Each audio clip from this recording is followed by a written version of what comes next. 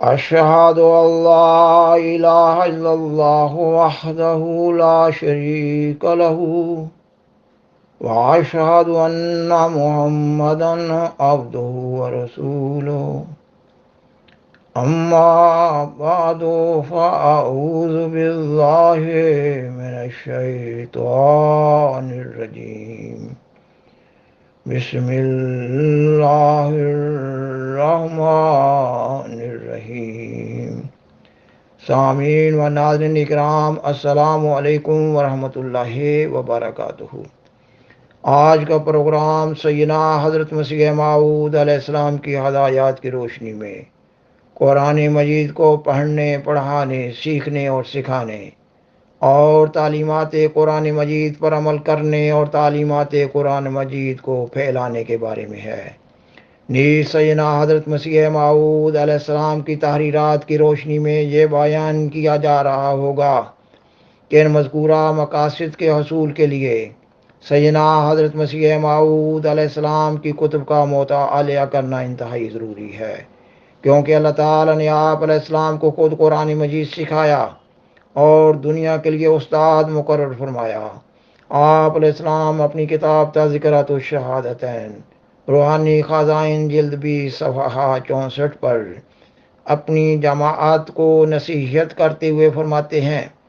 اے میری عزیز جماعت، یقیناً سمجھو کہ زمانہ اپنے آخر کو پہنچ گیا ہے اور ایک سریع انقلاب نمودار ہو گیا ہے، سو اپنی جانوں کو دھوکہ مت دو اور بہت جلد راست بازی میں کامل ہو جاؤ۔ قرآن کریم کو اپنا پیشوا پکڑو اور ہر ایک بات میں اس سے روشنی حاصل کرو، اور حدیثوں کو بھی ردی کی طرح مت پھینکو کہ وہ بڑی کام کی ہیں اور بڑی محنت سے ان کا ذخیرہ تیار ہوا ہے، لیکن جب قرآن کے قصوں سے حدیث کا کوئی قصہ مخالف ہو تو ایسی حدیث کو چھوڑ دو تا گمراہی میں نہ پڑو۔ قرآن شریف کو بڑی حفاظت سے خدا تعالی نے تمہارے تک پہنچایا ہے، سو تم اس پاک کلام کی قدر کرو، اس پر کسی چیز کو مقدم نہ سمجھو کہ تمام راست روی اور راست بازی اسی پر موقوف ہے۔ کسی شخص کی باتیں لوگوں کے دلوں میں اسی حد تک مؤثر ہوتی ہیں جس حد تک کوئی شخص کی معرفت اور تقوی پر لوگوں کو یقین ہوتا ہے۔ آپ علیہ السلام اپنی کتاب ایام صلح روحانی خزائن جلد 14 صفحہ 394 پر بیان فرماتے ہیں: آنے والے کا نام جو مہدی رکھا گیا، سو اس میں یہ اشارہ ہے کہ وہ آنے والا علم دین خدا سے ہی حاصل کرے گا اور قرآن اور حدیث میں کسی استاد کا شاگرد نہیں ہوگا۔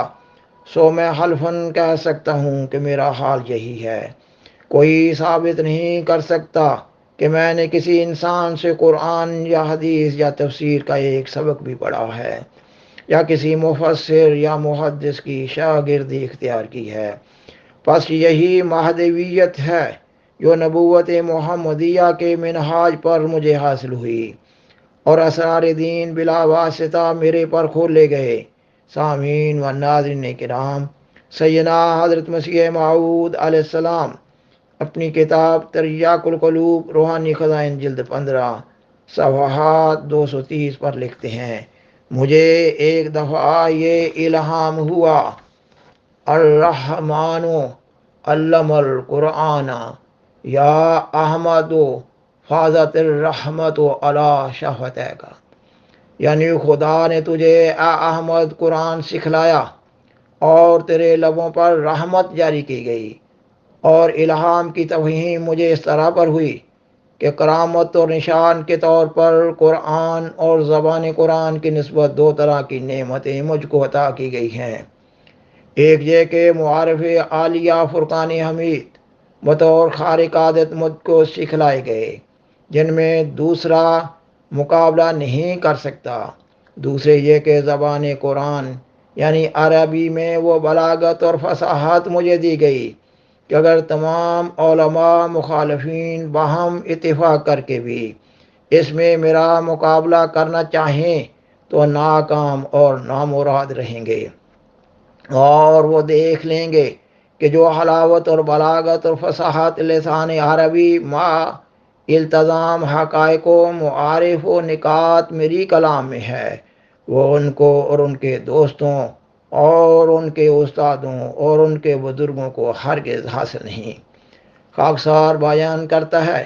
کہ سیدنا حضرت مسیح موعود علیہ السلام کی بیان فرمودہ مذکورہ عبارات سے معلوم ہو رہا ہے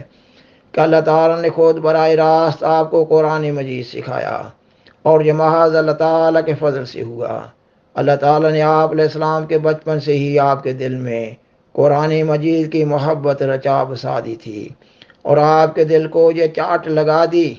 کہ آپ علیہ السلام قرآن مجید کے حقائق و معارف جاننے کے لیے سخت محنت کریں،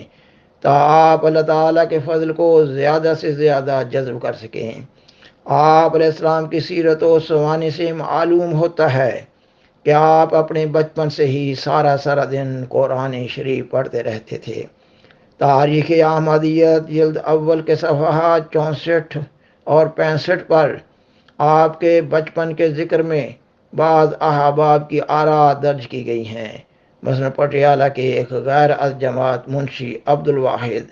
تحصیلدار کی شہادت ہے یہ کہ آپ علیہ السلام 14-15 سال کی عمر میں سارا دن قرآن شریف پڑھتے تھے، اور آپ کے والد محترم مرزا غلام مرتضیٰ صاحب فرمایا کرتے تھے کہ یہ کسی سے غرض نہیں رکھتا، سارا دن مسجد میں رہتا ہے اور قرآن شریف پڑھتا رہتا ہے۔ تاریخ احمدیت میں مزید لکھا گیا ہے کہ یہ مطالعہ سطحی نہیں ہوتا تھا، بلکہ آپ قرآن مجید کے لفظ لفظ کی باریکیوں تک پہنچنے کے لیے یہاں تک گہرا غور و فکر فرماتے کہ دنیا جہان سے بیگانہ ہو کر قرآن مجید کی وسعتوں میں گم ہو جاتے، اور آپ کے والد بزرگوار کو بار بار کہنا پڑتا کہ مطالعہ میں اس درجہ انہماک صحت پر برا اثر ڈالے گا۔ سامعین و ناظرین کرام، آپ علیہ السلام اپنی کتاب سناتن دھرم روحانی خزائن جلد 19 صفحہ 474 پر لکھتے ہیں، میں جوان تھا بوڑھا ہو گیا، اور اگر لوگ چاہیں تو گواہی دے سکتے ہیں کہ میں دنیا داری کے کاموں میں نہیں پڑا، اور دینی شغل میں ہمیشہ میری دلچسپی رہی۔